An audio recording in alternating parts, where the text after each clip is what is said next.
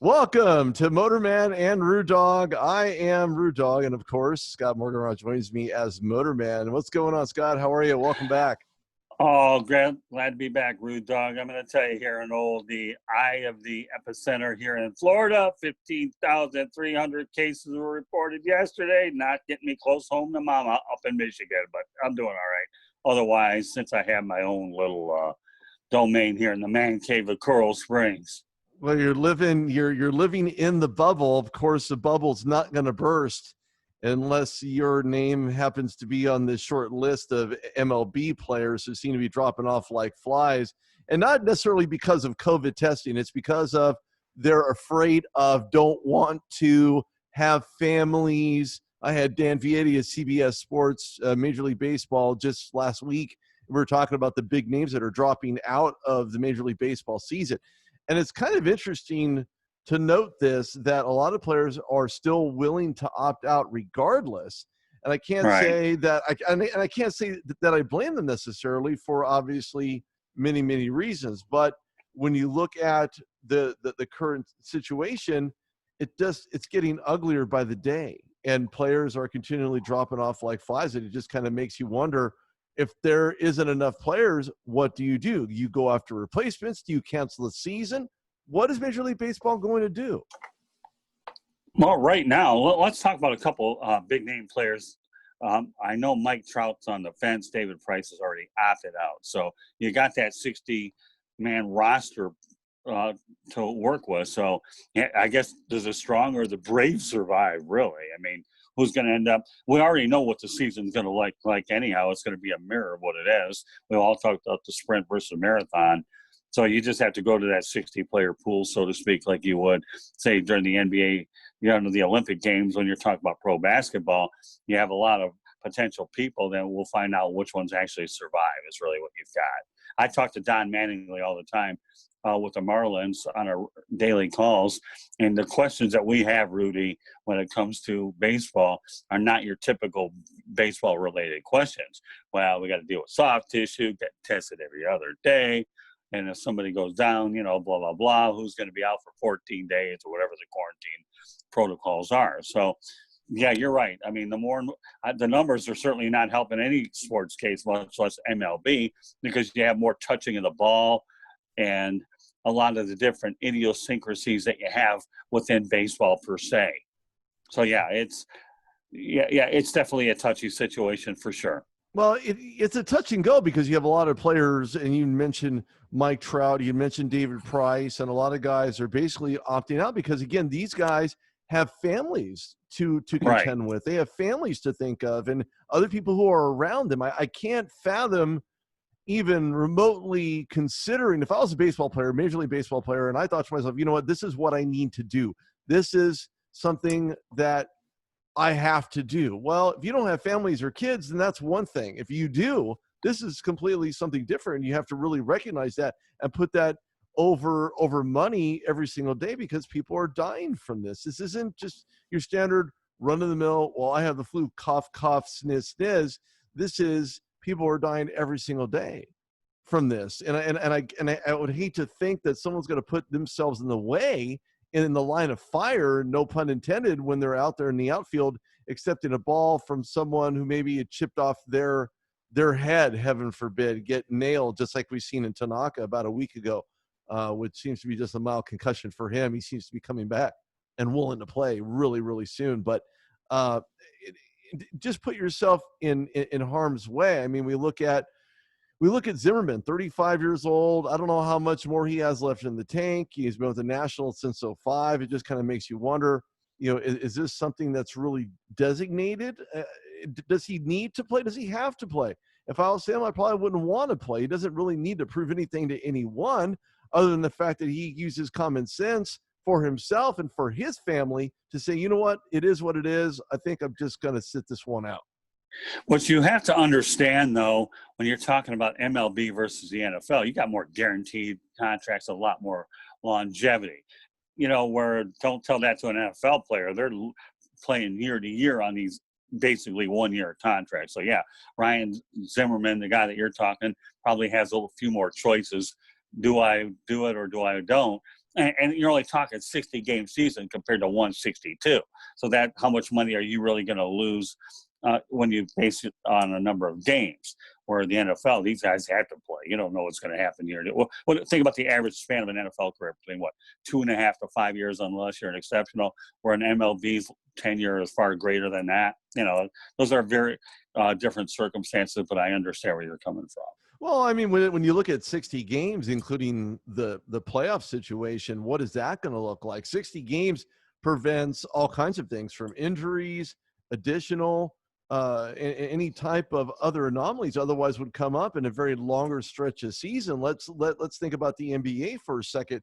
Their games are over 100 plus, so it just makes you wonder: is the break a viable one? Will we see less injuries? Will players report less problems, less issues, and will there be less cases of COVID showing up within these major sports organizations? I'm going to probably say yes. Why? Because in a 60-game stretch, including the playoffs, which is the most truncated baseball season I think I've probably ever heard of or ever seen in my lifetime. I know you can say that for yourself as well, being in this for over 40 years, but I look at this as being a very unique situation. Could this be taken advantage of in the best way? Because Manfred worked it out with Clark to say, you know what, this is where we're at.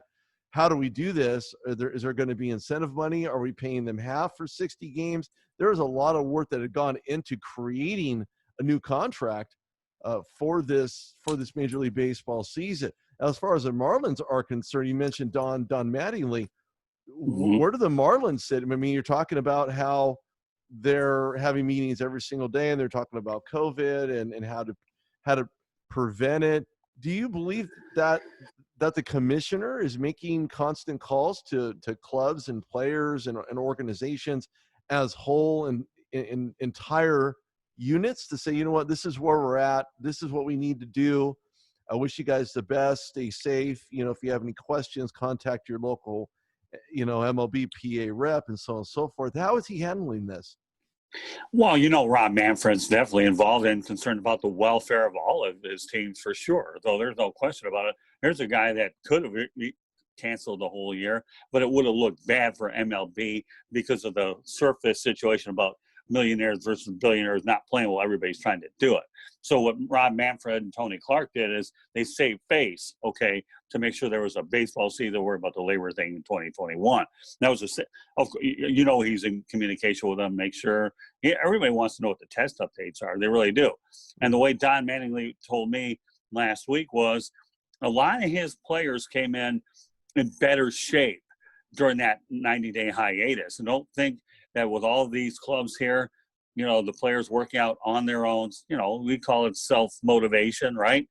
That, if you come in better shape, then what are the probabilities are for injury? Well, they definitely decrease for sure. So, again, baseball, you've got players out there that are in groups, left field, right field, doing whatever they're doing. You can't have more than 5 or 10, 15 people at a time doing certain things in terms of fundamentals and things like that, what they're doing in the weight room. So there's so many different things that are involved in this whole process. Now, I got to tell you one thing the Marlins have going, and I'm sure a lot of clubs do it, but think about the Marlins. They play over at Marlins Park in downtown Miami, but their spring training is out in Jupiter, Florida, so they can shuttle players back and forth up down I-95 so that they're all working out, playing simulated games to keep them fresh. Now, Don said, I don't know what other clubs are doing, but the Tampa Bay Rays can do them in Port Charlotte. And, of course, the Arizona Diamondbacks, they go to Salt River Fields, and they do the same thing. So what are they left to do when you have 60? Maybe have 30 at a time, one place, go to your local college and do it that way. So it depends on the different things that you have in terms of how you group these people up, and it comes going back into shape. Oh, yeah, MLB's proactive on that. Well, what's really interesting, and I just thought of something strange. Maybe they can actually promote this and put the wheels into motion in relation to saying this is the protocol, 6 feet apart, right? So we're maintaining the social distancing standard, and no two players can be anywhere close to being 6 feet apart, 6 feet or greater. And I think greater is probably going to be better. But my question is whether or not there's going to be video associated with recording these guys to ensure culpability on the organization's part to say, you know what, they're practicing social distancing. Here's a video showing them working out 6 feet or greater apart. Do you think that this could help curve and maybe prevent more players who otherwise would have been tested for COVID come back negative? I'm not sure about that. I mean, video is what it is. I mean, the only time, think about when you're on a baseball diamond, the only time that at first base that the runner and first baseman get close to each other is during a play. But you've got 6 feet apart throughout the diamond. You know, you got from first to second and all that. Now, So the what they're first doing, baseman going to be off the bag? I mean, is the first baseman going to be 6 feet off the bag? I mean, is the base runner going to be 6 feet off the bag? How are they going to handle that? well, there's some things you can't handle. You can't change then bring back Abner Doubleday to figure out COVID-19, because that wasn't the way this game was created with COVID-19 out there. Yes, you see the number 19 jersey, but not COVID-19. Abner Doubleday, where are you when we need you? I don't know. We're going to see. I would like to see something really, really solid and really foundationally taken into account for all this social distancing and all, everything that's being talked about in relation to that. I think we're going to see that. I don't know how they're going to handle that second base runner to start off what is it, the 6th inning or the 9th inning or something to that effect. And in extra innings. Yeah, I got to tell you, I did ask Don Mattingly a question that a few of my other guys on other broadcasts, and we'll see if you can get this one right, okay? Is there a perfect game in the extra innings when you put that man on second base? No, absolutely not. No. In his eyes, he said yes. It wasn't the pitcher's fault to begin with. Well, your first line of defense is your pitcher, so that's. Well, I knew you were going to get that. Hey, listen, I had to stew over that for a couple of weeks, and that's when I hit man. And then, if you would have saw the look on Don Mattingly's face when I asked him that question, you want to talk about the ultimate curveball from a reporter to a manager? That was that. And Don said, that's a great question. And then he said, I said yes. I said, you know what? As far as I'm concerned, okay, that works for me, because I don't even think there's anybody else more qualified to give me that answer outside of the manager, other Marlins, let alone the fact that Don Mattingly was a pretty good player in his own right for the New York Yankees. He was a heck of a player. He really was. Yeah, it's not like I'm talking about some guy that, was a halfway decent player. Mattingly posted some good numbers, so he's obviously the base has a lot.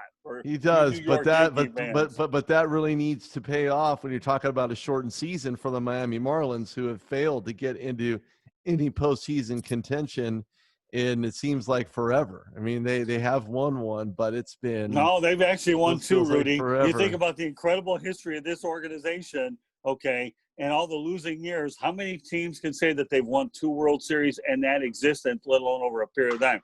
Yeah, okay, the Miami Marlins are accustomed to fire sales, a la Wayne Huizenga, Jeffrey Luria.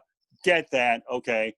But let's not kid ourselves, all right, for a moment, that the Marlins have 2 world championships. Laugh at them otherwise, but they still have it. But when I threw that at Manning, I guarantee after this broadcast, you're going to think about this and go to your baseball insider. Is it a perfect game intact with a man on second? Because I had to deal with this with Stuart Hack, David Levin, and then I nailed the skip with this one. There's really absolutely no way. This is a very educational season and very truncated when you have 60 plus games, including the playoffs. I don't know. I don't know how it's going to look. I don't know what it's going to look like, but baseball's back, and I think everybody's really happy about that. Speaking of baseball being back, educational is a mildly understating the obvious. Just thought I'd get that in there. Go ahead. Yeah, you could throw that in there. Everybody needs to follow us at Take No Punches. This is Rudy Reyes, joined by Scott Morganroth at Take No Punches. Like it, love it, share it, never leave it, and never put it underneath the cooler side of the pillow. Speaking of pillows, speaking of shortening things, the NFL's talking about shortening preseason by 2 games. To be quite honest with you, the way that I see it is you cancel preseason altogether. You're canceling the Hall of Fame game in Canton. You're canceling the ability to induct players into the Pro Football Hall of Fame.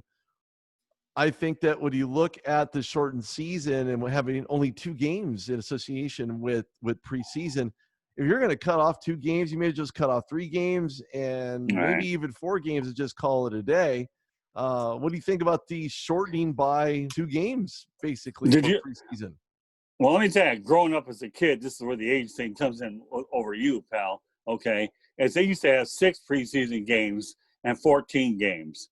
Can you imagine this, Rudy? 6 preseason games. I think in this case, you do under the COVID-19, you have to just get rid of them all.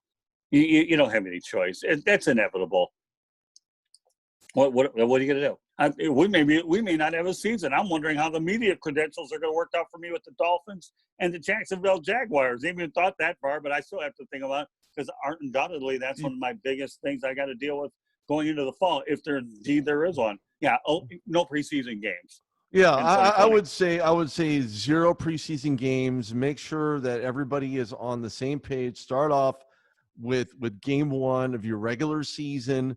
But again, making this really interesting is that you're going to have a lot of virtual workouts. No one's working together right now. You have so much separation. You have 2 degrees of separation between, players who have been there, done that, or who have been in the system. As I stated earlier, I had Veron Haynes, from a running back for the Steelers. He was on my show yesterday on the RudeDogShow.com. You guys can listen to that, over an hour's worth of conversation with him. But more importantly, it was about just, if your player, you get drafted, what happens? Well, you go into conversational modes.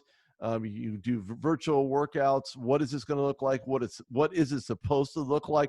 We don't even know. Right now, there are guys that are working out on 2-a-days who are not veterans. Veterans probably who have been in this game for 5 years or more, will have the ability to maybe not have as much workout routines as you would maybe expect them to see in a regular training camp situation, a regular environment inside of, Right. and in this case, the UPMC workout area that was just built last year for the Steelers, and now no one's going to be in it. So I'd like to see how that's going to work out. Will they maintain social distancing within that center? Will they be using that center? That remains to be seen.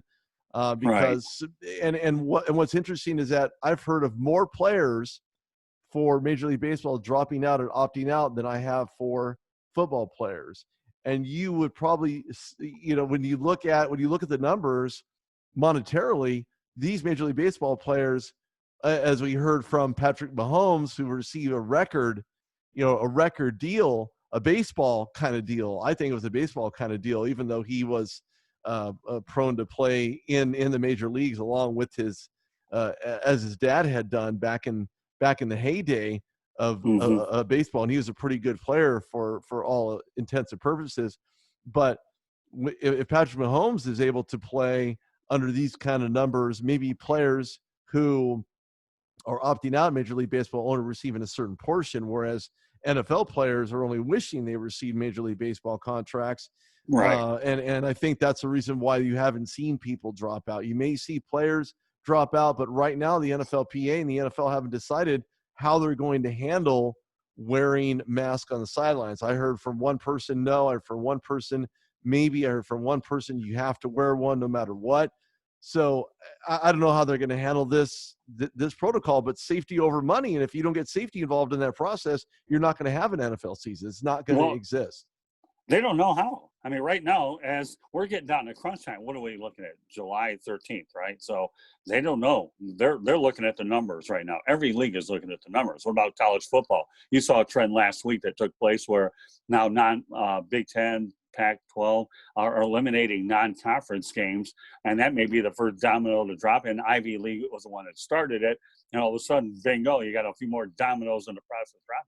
They don't know if they're going to wear masks. How do you go ahead and wear a mask underneath a helmet when it's hard to breathe out there, when you're talking about men that are between 250 to 350 pounds out there? You talk about breathing, respiratory problems, things like that. So again, they'll figure it out. And you know what, Rudy? They don't have a lot of time to figure it out. Even if you get rid of preseason games, all right, you still have 6 weeks before the opening of the regular season. That's not a lot of time.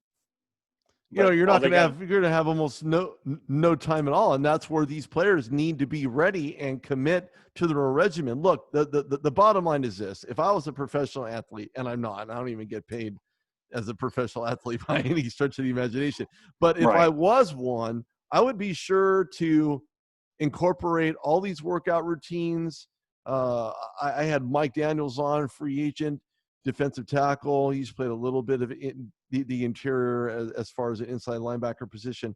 But he's been working out. He's been maintaining himself physically, cardiovascularly. He's been doing everything humanly possible in order to remain ready. So when he gets that call from an NFL team who could use that depth, who could use that experience, I mean, he was an absolute beast playing for the Packers. He played one season, not even a full season, for the Detroit Lions after he ended Right. up on IR. Of course, that's your neck of the woods. But Right.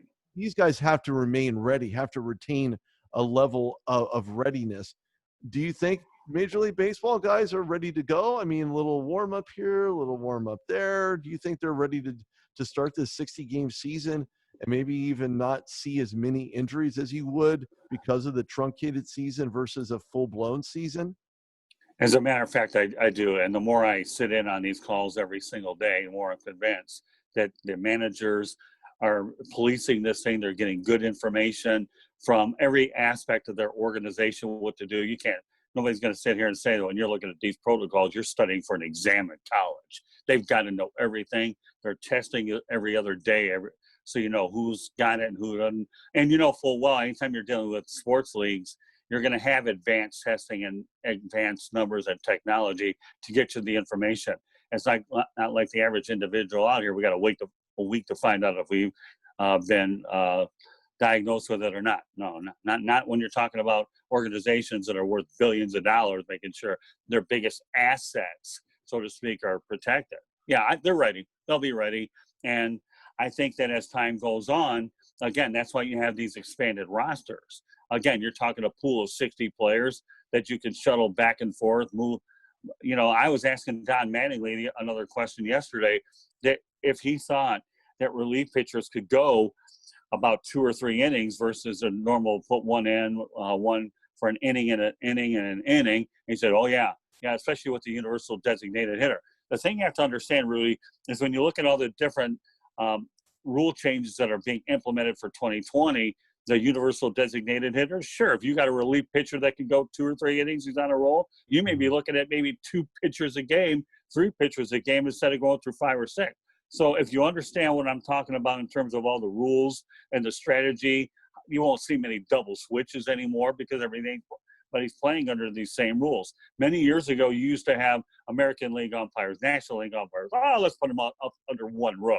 Well, that's what we're doing with the rules. So, you know, there's just a lot of different things. But, I think MLB is definitely ready. The question is if these numbers continue to spike. Here's another little sidebar here. What about the Toronto Blue Jays? They're actually approaching their AAA affiliate in Buffalo, the Buffalo Bisons, about playing over in Buffalo, which is about 45 minutes to an hour away from Toronto, because of international travel. And I had been predicting this the last few weeks. I thought the Buffalo Bisons could end up hosting the Toronto Blue Jays.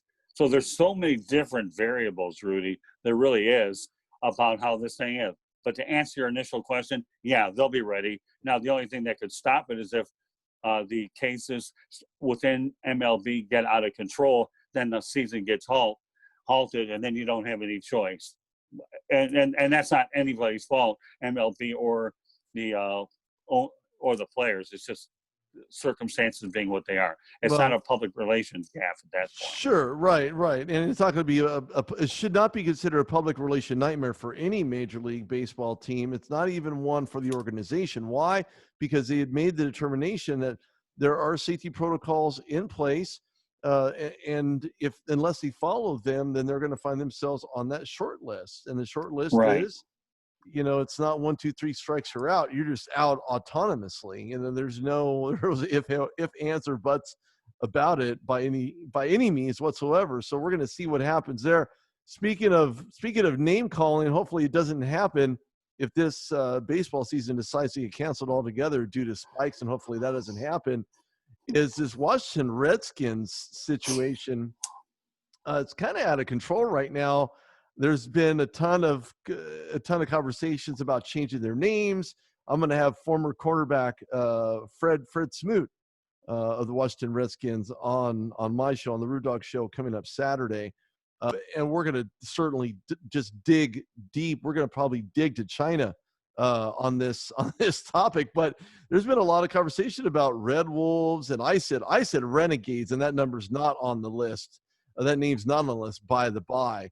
Um, what's going on? FedEx pulled out. Under Armour's pulling out. What are they going to do? Are they selling this? What's going on is that this name Redskin has been referred to the Native American community for quite some time. I just found out recently that my grandfather may be Choctaw, and Choctaw Indians were the ones that they modeled the name Redskin after. And so I thought that was kind of interesting. I don't find it offensive, but I'm not exactly first year removed from being a Native American by any means. I'm kind of whitewashed, so to speak. But when you're talking about the name Redskins, what's going on? What do they do? And what kind of nicknames do you have that you could put out there that maybe they would be interested in changing their name to? Well, I mean, Washington Warriors has been talked about. Dan Snyder actually trademarked that name, hoping to get an arena football league there. So that one would be in play. Washington Red Tails is one that I've heard being mentioned. Washington Federals, would certainly be appropriate, or the Senators, which used to be a former Major League Baseball team. I don't see that one. Washington Skins, if you wanted to talk about pigskin, but I'm not so sure about that one. And I know Washington Monuments would be symptomatic for what the area is. I don't see that one. So, and I could see Red Tails and Warriors being the two leading ones of this group. I really do. And now let me go over some other names in the past, okay, for which Indian names are related. You obviously know about the Washington Redskins, right? Mm-hmm. But then the Atlanta Braves said they're not changing theirs. Cleveland Indians are considering doing theirs. And then Chicago Blackhawks has said they're not going to change theirs. And how about the St. John's Redmen many years ago before they ended up changing it to the Red Storm? So when you talk about the word red incorporated in there, Daniel Snyder is going to want to make sure that he gets a name where he doesn't have to change his color scheme and keep a lot of the identity of the franchise color-wise. So when you look at a lot of the different symbolic options, do you go with the easy one where you got Washington Warriors because of an arena football league you were going to do? You're looking for a quick trademark is what you're looking for a name that you considered as a second or third possibility. And now there's no better time to implement it than I think right now. Well, So, I think so as well. And when it comes to the Braves changing their names, they're definitely on the clock for that one. And they need to also figure out what they're going to do as far as their but they said they're names. not going to do it, though. They said they're adamant against doing it. And the Chicago Blackhawks are adamant against not doing it. No, I know the Cleveland Indians are kicking the tires about doing it, but not the Braves. I think the Blackhawks are maybe the less obtrusive. If I was the PR guy, if I was the up in arms person, individual in relation to, you have to do a name change. It's got to be done. Well, it doesn't necessarily have to be done. What needs to be done is recognize and let's be perfectly clear on this.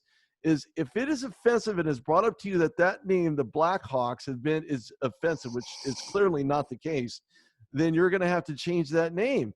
Being the Redskins, there were issues before. You had Native Americans who were up in arms in regards to that name, but yet nothing was done about it. Dan Snyder just kind of, stuck away. I mean, heck, the only thing he's going to have left for sponsors is Snyder Hanover.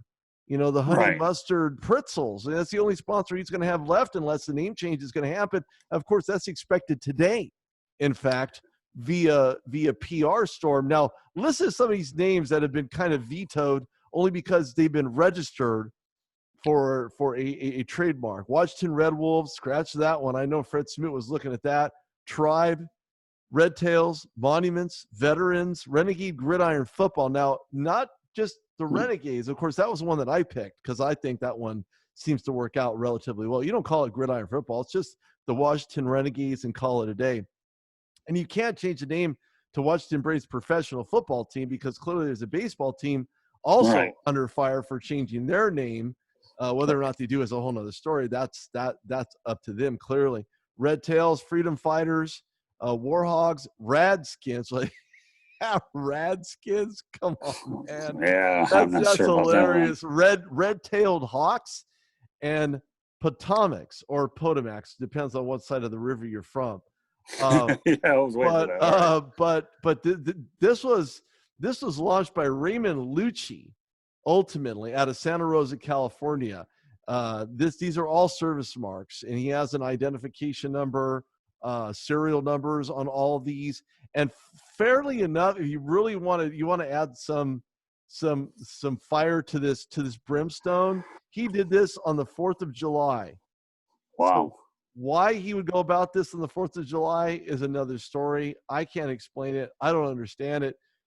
But what I can understand is, number one, Dan Snyder is under pressure not only to do it, but he wants to build a new stadium on the site of RFK, that stadium, which I've actually been there, and it will be demolished soon. And so, yeah, he wants to get a name team actually back in the D.C. area, and that's the site that I've identified, RFK Stadium. And we all know full well that Dan Snyder being hit in the pocket. There was no threat of the pocketbook situation, okay, but now indeed, okay, he has no choice but to make it, as you just alluded to before. Well, we're gonna find out what that actual name is today, and I guarantee you that they've been brainstorming since this firestorm has actually transpired, since it happened, since now there are things taken into consideration that are just absolutely nuts and insane. We're going to switch over here a little bit, only because we're going to figure out a name one way or another. Well, but he's been working with Ron Rivera closely on that name. So he actually, when he brought on Ron Rivera, I think Ron Rivera is going to do a good job, but Ron Rivera and Snyder have probably been talking around the clock 24/7. So he couldn't have brought in a better coach, Rudy, to have with him, especially, hopefully to turn the franchise around, but turn the image around as well.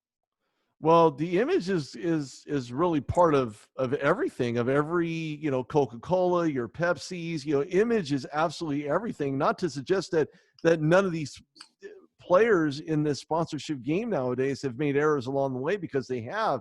And it wouldn't be a fair assessment to say that none of them have ever came up with a formula that didn't quite work out very well. Coca-Cola did it with the little new Coke ad, which didn't seem to quite work out. The taste wasn't the same, and they decided, why mess with something that's been working for well over 100 years? And at that point, they said, well, we're going to abolish the whole thing. That was a PR nightmare. The Redskins could be finding themselves in that situation unless they change their name and find something relative that fans could really get a hold of. And they're talking about a nickname. So in other words, a nickname is not a replacement for an actual name. A nickname is just like RudeDog or MotorMan. That's not our real names. It's just a nickname. So a nickname, what's a nickname? A nickname should be utilized for, it's almost like a pet name. And the football team doesn't deserve a pet name. They deserve a real name change. Well, I do have a question I want to ask you, and this has come up a lot of times. I realize that ever since the Black Lives Matter has hit us a few weeks ago, I know there's been so many things about changing the history. Do you think that there's still a lot of overreaction to maybe certain name changes and taking monuments over? I mean, I think that I understand the Black Lives Matter thing is very important. Don't get me wrong. But when you're talking about changing everything on the planet after so many years, why did it take us that long to wake up and not do these things ahead of time until you have crisis management setting in with the most recent events and over the last several weeks? Because I think Charles Barkley has gone on record saying this whole thing is calling it a circus now. And to some extent, I really do agree with Charles Barkley that there is a degree of a circus involved in terms of the reaction that we've had to deal with universally. Well, there's really a lot of changes, and a lot of those social changes have kind of volcanoed onto Pompeii, and we happen to be Pompeii, Right. And those changes within our landscape are really up to us to discern as to whether or not they truly, unequivocally are insultative, that they're rude, they're suggestive, or anything else disseminating any type of any type of class. And when you're talking about changing the Aunt Jemima's image off of a bottle, I think that's a little much. I just don't believe that. And I understand the whole Black Lives Movement. I get it. I completely understand it. Like I said, I'm a color, so I get the whole movement thing. But if you stay away from the Hispanic culture, let's just say that, let's look at labeling for Mexican Americans, right? So you have the Tapatia guy, right? So you have him wearing a sombrero. What are you going to do? Change that and put some type of Chihuahua on it? I mean, it just, some of this makes perfect sense and other parts of it makes no sense. And when you start talking about destroying monuments, Abraham Lincoln's monument being painted on and being mishandled and being vandalized, he's the one that tried to help abolish slavery. And why would you even think about doing anything? It doesn't make any sense to me. So hopefully that answers your question. Well, yeah, it does. I mean, yeah, I'm with you all the way. Why would you to me, history is what it is. You can't change history. You also say that if July 4th, 1776 is when we declared our independence, well, let's just change the date. It don't make any difference, even though, and I'm just using that as a way to describe what I'm saying. History is what it is. Are you going to try to do what you can to revise history and try to make it a little bit different based on the, but no, you did answer my question. You can't change everything on the planet based on this. It's your goal to improve it. Okay, because the events, the timelines are what they are. There's but you have to learn from history. You have to understand history. You have to recognize that a lot of African American people were put on their knees and waterboarded because they wanted to make a stand. They wanted to make a statement. They didn't do what police officers wanted them to do. You had Rosa Parks, Martin Luther King, all of these individuals, great minds, really stood for something, and they made it a point to make sure that regardless of whatever humiliation that they were facing in their lifetime, ultimately was for something and not for nothing. And by not changing something means they fought for nothing, which is not the case. So speaking of nothing, I'm going to switch over here. Major League Baseball, we're going to go back to MLB for a second, only because they're canceling the All-Star game, which I think is probably the right move, to be quite honest with you. Only for the simple reason that you have thousands and thousands of fans, elbow to elbow, body to body, and it wouldn't be fair to open it up for some and not all, for all those who decide to get tickets. I think it's a right move by Major League Baseball. I think you put a feather in the hat of Manfred in regards to this situation and canceling the All-Star game because of that reason. Well, I mean, the game was headed to Dodger Stadium. Manfred's already said 2022 is going back to Dodger Stadium. They've already put a lot of work into the building to bring it up to 2020 standards. So, yeah, it's a right move. I mean, Major League Baseball, outside of that, a PR debacle about who's going to get on, things have smoothed over quietly to focus on baseball. It was definitely the right call. How do you determine an All-Star game after 60 games? Yeah, with the NFL, got 16 games, have an All-Star game. You can't do that in 2020. No way. I mean, think about the numbers there. How many 400 hitters are we going to have in 2020? I mean, but that will have no bearings on Ted Williams. But so who's an all-star in 2020 after 60 games? We're going to be.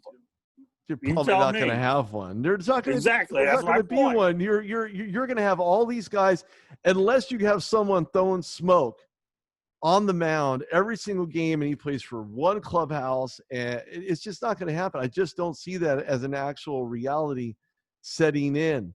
But this is Rudy Reyes with Scott Morganroth. Scott, thanks, man. A pleasure having you on. Make sure everybody gives us a follow. I Take No Punches. That's a pretty good insight and some significant likes on YouTube as well. And also please follow me on Twitter at Tribune South. Rudy, always great to be back on with you, and always enjoy doing this every opportunity we get, hopefully every week, so we can continue to build a following.